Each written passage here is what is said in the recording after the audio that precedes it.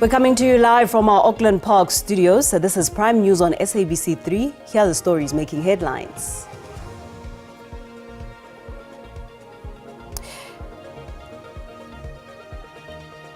Electricity and Energy Minister says the country can anticipate lower to no load shedding this winter.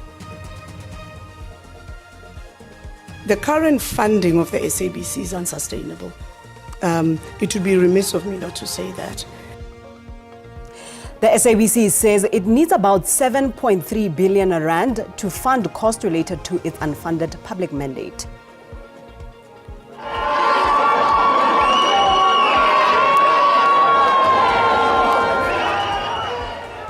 And Team SA's medal-winning relay athletes have touched down at OR Tambo.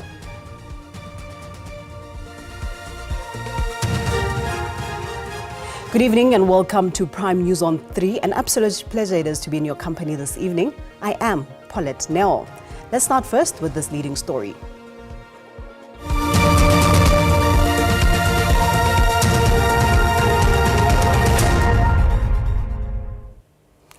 Electricity and Energy Minister Usiniso says the country can anticipate a lower to no load shedding this winter. This as he allays fears of a dark winter following Eskom's implementation of stage 2 load shedding in the evening peak.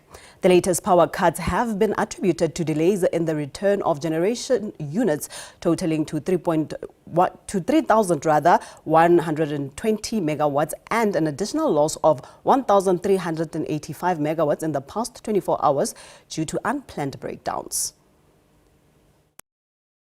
Been a long-standing view of the Electricity Minister Usiniso that South Africa remains on course with its energy recovery plan. This has seen a ramped-up maintenance of units at power stations, including at Letabo and Kusile. Eskom Head of Generation Beke Ngumalo says this has been possible through the help of the 252 billion rand guarantee from the National Treasury received in 2023. Our maintenance is divided into, let me say, 3 categories. We've got routine maintenance, which is part of that happens daily, and then we've got the general overhauls, which is mostly the capex part. That part is normally it's around 12 billion per annum. And then we've got on top of that what we call abnormal maintenance. That's when we are also doing projects, like we are putting in the emission projects in different sites. So like what we're doing as well at Quebec and most of our sites. That total capex is about 30 billion per annum. The Electricity Minister has lamented recent delays in returning several units from planned maintenance, coupled with unplanned capacity losses at some power stations. That promise of making sure that that planned maintenance comes down to below 5,000, we have not been able to fulfill it. So essentially, we have experienced what in technical terms we call outage slips. There have been challenges with original equipment manufacturers working with the Eskom power stations. Eskom is now looking at better collaborations with its OEMs. In the meantime, the current stage 2 of load shedding will continue, with the utility doing midday assessments ahead of the evening peak periods at 4 p.m. to manage limited generation capacity, with Gubek 2, Kusile 2 and Medupi Unit 4 expected to come back online. Katla Golgodi, SABC News in Pretoria. Meanwhile, Eskom is pinning its hopes on capping planned outages to below 13,000 megawatts if the power utility is to avoid load shedding this winter. And the upside is that Eskom goes into winter with an additional 2.5 gigawatts of electricity from Kubek Unit 2 and Kusile's Unit 6 and Medupi's Unit 4. Don't have sufficient Eskom briefed Parliament on its winter readiness a day after it implemented Stage 2 load shedding. This was attributed to unplanned unit losses at some power stations. For the situation where our unplanned outages can be maintained below 13,000 megawatts, we should be able to provide the country with electricity non-stop with no load shedding. Marokane says while the energy availability factor remains above 60%, the first 3 months of this year showed challenges. We have said we have understood what has caused that. It has got to do more with the combination of the outage out for plant maintenance, but also the slippages in plant maintenance when the units are supposed to be back. The power utility also revealed that its energy generation plan is set to be completed in 6 years, as power plants have specific maintenance plans from the original equipment manufacturers. The reason for that is that primarily load shedding is a result of poor maintenance of the coal fleet, unreliability of performance of those units. All those units through a recycled maintenance plan to get high quality parts, high quality workmanship back in, and to improve the reliability substantially is a 6-year period.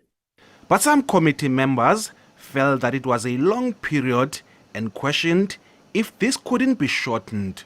Bulelani Philip, SABC News, Parliament. The South African Broadcasting Corporation says it is not seeking another bailout from the government, but attention has to be given to its current funding model, which is said to be unsustainable. The public broadcaster appeared before the Standing Committee on Public Accounts today to respond to a range of issues. Of Communications and Digital Technology says while it remains seized with the financial management of the SABC, there have been positive strides. An entity who, in my view, has gone far better than what it used to be since the new board took over. They have actually stabilized SABC. Usually they say it's a decline, stability, and then up. I think they have stabilized. They are struggling to go up. And I'm very proud of that. However, by law, the SABC has to operate within the PFMA. It finds itself restricted in terms of its competitiveness. This impacts on commercial growth, which affects revenue generation. The current funding of the SABC is unsustainable. It would be remiss of me not to say that. We've spoken about the competitiveness in this industry, whereby there's new competitors that have entered our market, and we are genuinely unable to compete at the speed of change with our current funding. We genuinely are not in the market for a bailout. But what we are asking is that the SABC must be funded in order to deliver the public mandate. The committee agrees. We need to make a decision, and the decision from a policy perspective that needs to be made by both the government and by Parliament. Either the SABC gets the capital, access to the capital it needs, or we narrow its mandate. We cannot have things both ways.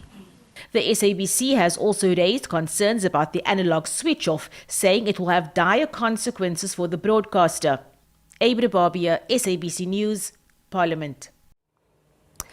All attention will be on the Finance Minister Enoch Godongwana on the 21st of this month as he delivers his revised budget for the third time. As the day looms closer, political parties have their eyes on the minister after many rejected his 2 previous budget proposals. Anticipation is growing on how the Finance Minister will pen and present the revised budget come next week Wednesday. This will be the third chance for the minister to charm and redeem himself in the eyes of many. As we would have said in the beginning, what we supported as the ANC was a budget that is pro-growth and that address unemployment and that is also pro-poor. The DA's expectation is that this budget will not include any VAT increases. South Africans have made it clear that they do not support any form of a VAT hike. The leaders of the parties in the GNU did meet last week and amongst other things discussed the budget and was presented with a broad framework of the budget.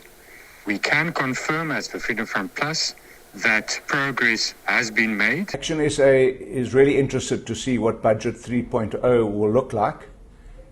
We haven't been consultant by the Finance Minister, but we're not a member of the GNU, so that's probably to be expected. This budget must demonstrate to the people that there have been the necessary expenditure cuts so that the politicians aren't getting the benefit. Nhlanhla Khatlani, SABC News, Johannesburg.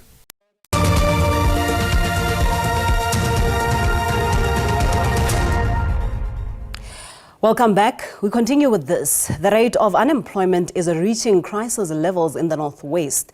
This as the province continues to have more unemployed than working. Statistics South Africa's latest quarterly labor force survey for the first quarter of 2025 has revealed that the official unemployment rate in the northwest has jumped to 40.4%. The labor market picture becomes bleaker for many in this province. Those who are struggling to find formal employment opt for odd jobs. We have only a few jobs that maybe somebody can came here and then tell us that we need maybe 2 people to come to go and help him there, and then we just go there and then asking him what is the job description. Maybe he tells us the job description is to clean up the yard. According to Statistics South Africa, over 50,000 people have lost their jobs in the province in the first quarter of this year. Specifically for quarter 1, what we are seeing is that trade, this is where you find your restaurants, you find your hotels, it had a negative in terms of job creation, so it lost about 50,000 jobs. So in total, Northwest is lost around 57,000 jobs. However, the authorities are urged to tap into other sectors to grow the economy. The private investment really plays a vital role in the economy. So if we see there's a lack of private investment, the government needs to ensure that it creates an environment whereby it can invite private investors that will come into the economy, because they are the ones who create jobs. The unemployed are pleading with the Northwest government to take practical steps to deal with the stubbornly high unemployment rate. Tabiso Moss, SABC News, Mahikeng. One of the survivors of the deadly Usiniso building fire in Johannesburg has given harrowing details of the moment the building was engulfed in fire.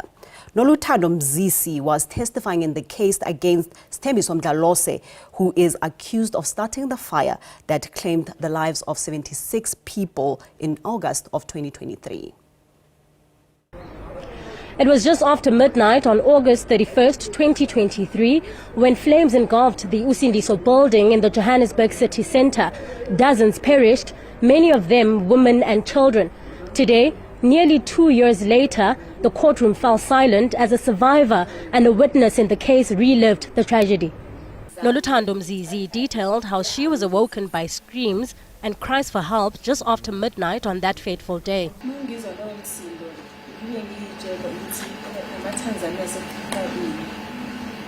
When I heard that noise, then I told myself that the Tanzanians had already started now. Composed but visibly shaken, Mzizi described the panic and chaos as she fled the burning building, stepping over bodies and dodging collapsing debris.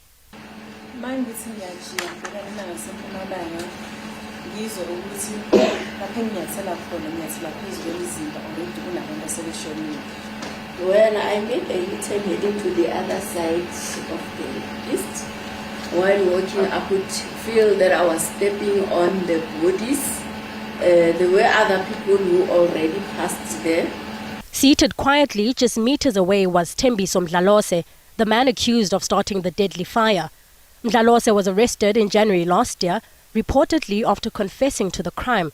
In his confession, Mdlalose said the fire started after he attempted to cover up a murder. Lopang Alamu, SABC News, Johannesburg.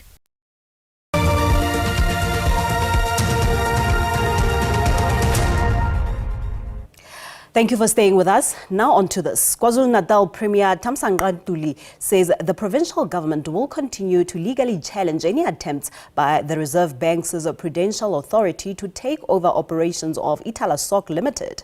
Tuli says the provincial government welcomes the judgment by the Pietermaritzburg High Court, which barred the repayment administrator Johannes Kruger from taking overseeing day-to-day operations of Italasoc.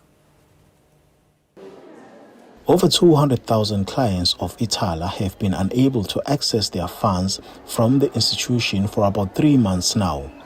The financial institution was forced to suspend operations after the Reserve Bank's Prudential Authority, through its repayment administrator, attempted to take full control of the daily operations of the institution. A move that was challenged in court by the institution and the provincial government. Recently, the Pietermaritzburg High Court ruled that the bank can resume operations. So at the moment, you can come to our branch, you can get insurance advice and all of it, but you can't do OTC, over-the-counter services. We don't take deposits. And let me address that very quickly. All the deposits that we had were legally collected up to the 15th of December 2023, legally in our hands. We're not a Ponzi scheme. The provincial government has called for calm, urging clients to continue servicing their accounts. PA and the RA, they are adamant in destroying Ithala SOC Limited. That is why we are saying, as the provincial government will continue to defend Ithala using different means. The repayment administrator has appealed the decision of the Pietermaritzburg High Court. Simpiwe Makanya, SABC News, Durban.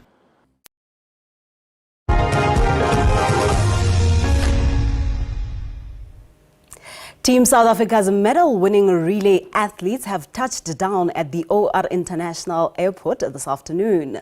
The team topped the medal table at the World Athletics Relay Championships in Guangzhou, China last weekend. They won 2 gold and a bronze medal across 4 events. Team SA relay athletes were welcomed warmly by a singing crowd upon their arrival at the OR Tambo International Airport. In the men's 4x100 meters, a 19-year-old Bayanda Walaza, Sinesi Po Bambile, Bradley Nkwana and Akani Simbine stunned the athletics world. They recorded a time of 37.61 seconds, the fastest of the year, to edge out of United States by just 0.05 seconds. In the men's 4x400 meters, the teams Gadeo Isaacs, Udeme Ukona, Leonard Kukomor and Zagiti Nene raced to victory in 2 minutes 57 seconds. The women's 4x100 meters, Shirley Nekubui, Miranda Kotsia, Precious Molepo and Zanay van der Walt set a new national record and claimed bronze in their event. All 4 teams secured automatic qualifications for the 2025 World Athletics Championships in Tokyo. Time now to have a look at what the weather has in store for us. Stay tuned.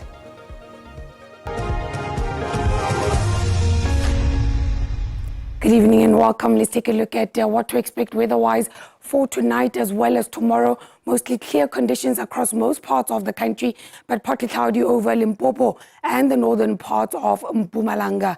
Tomorrow we do start off with early morning fog patches over the southwestern and northeastern parts of the country. Those fog patches expected to reduce visibility to less than 1 kilometer in places. So please do take caution if you are driving early tomorrow morning and do keep a safe following distance. Otherwise, it will be fine across most parts of the country. Partly cloudy, however, over the northern parts of the Eastern Cape, in places over Limpopo, Gauteng, as well as in Mpumalanga. Now, the South African Weather Service has issued a warning for high fire danger conditions. That's over the extreme western parts of the Northern Cape and in places over the interior of the Western Cape. And that is where runaway fault fires are possible. So please do take caution in those regions and do not cause any unnecessary fires. Overnight temperatures seeing single digits in places, Bloemfontein and Bethlehem dropping down to 7. Cape Town, an overnight low of 12. In Johannesburg and Pretoria, expecting 11. Polokwane down to 8 degrees overnight. Tomorrow peaking at 21. Musina will be warm, as well as in Phalaborwa, with a high of 25. Richards Bay, a maximum of 27. Mthatha expecting to peak at 26. On to Saturday, expecting mainly fine to partly cloudy conditions. It will be cool to warm in places, and then some isolated showers and rain expected along the southern coastline and the adjacent interior of the Eastern Cape. That's your weather. Good night.